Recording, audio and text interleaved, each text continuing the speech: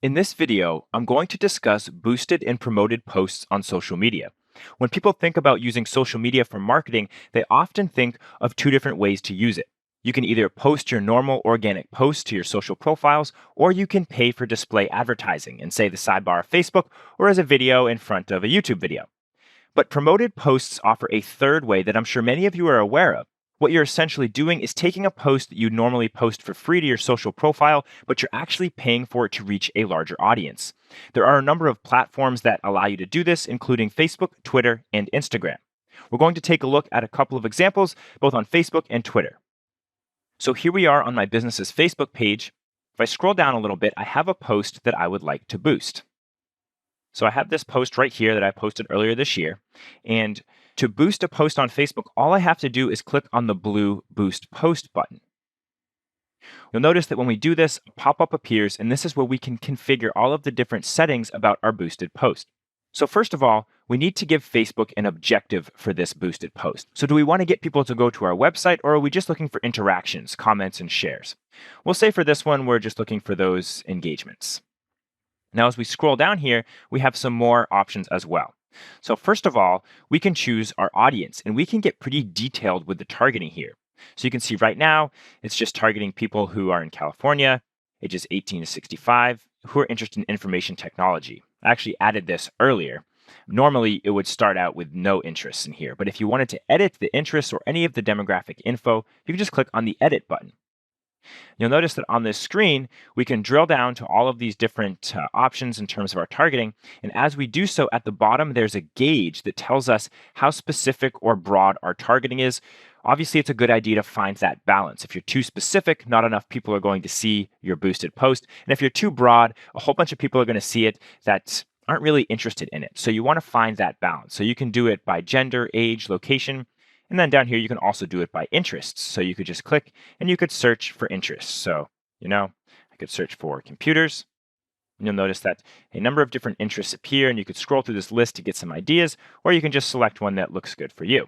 I'm just going to leave information technology for now, however.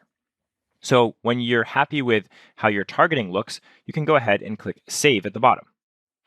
Now there's some more options in this box as well. So as we scroll down, we've selected our audience. We also have this duration and budget section. So this is really important. How much money are you going to spend? So you can choose how many days you'd like to boost the post for, when you'd like to end the boosted post, and how much you'd like to spend in total on this particular post. So right now that's set to $10, but we could click in the drop down. We could change it to 5. We could go higher up to 50, or we could choose a custom budget. So that's very important. You want to make sure you know how much you're going to spend. And then it tells us down at the bottom here that we're going to spend $2 per day, and it's going to run for 5 days. Over here on the right, you can see a preview of what your boosted post is going to look like. And then when you're ready, you can just click on the blue Boost button at the bottom right. Okay, so when you do that, you'll notice a little message pops up over here on the left saying that our ad is now in review, and they'll let us know when it's approved. So it does have to go through that review process. Usually takes, just a couple hours. So that's how you can boost a post here on Facebook. And the benefit of doing this over display advertising is that this will be shown right in the middle of someone's Facebook feed, not on the right sidebar of the screen where the display ads go. So it's more front and center. And again, you should try to be authentic. These should be posts that you're using to try and build awareness, create rapport, and build authenticity with your viewers. Now, let's quickly switch over to Twitter to take a look at how we can do the same thing on Twitter. Okay, so here we are on my Twitter profile. And we can boost posts on Twitter just like on Facebook, but it's not quite as front and center. So I have this tweet at the top here that I would like to boost. And in order to boost a post on Twitter, I'm actually going to click on this graph icon on my tweet. That brings us to some of the analytics about this tweet. But you'll notice that right at the bottom, there's a big blue Promote Your Tweet button. So we can click on the Promote Your Tweet button, and we can scroll down. We have some of the same options that we have on Facebook, so we can choose our budget. I believe 50 is the minimum on Twitter. And for targeting on Twitter, we can only use location. So from a marketing perspective, you could look at these two platforms, Facebook and Twitter, and say, wow, we can be a little more specific on Facebook and really have better chances of getting in front of the target audience that we want to reach. But you can do so on both platforms. And I will also say that you can also boost posts on Instagram as well.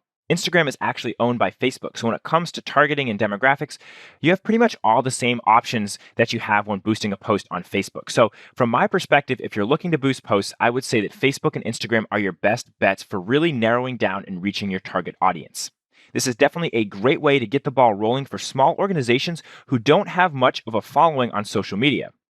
Post these really nice tips and solutions for users in the beginning of your account, get them promoted, start to gain those followers, and then you can try just posting organically later on without promoting it, once you already have some traction and some followers that are going to see that post in their feed.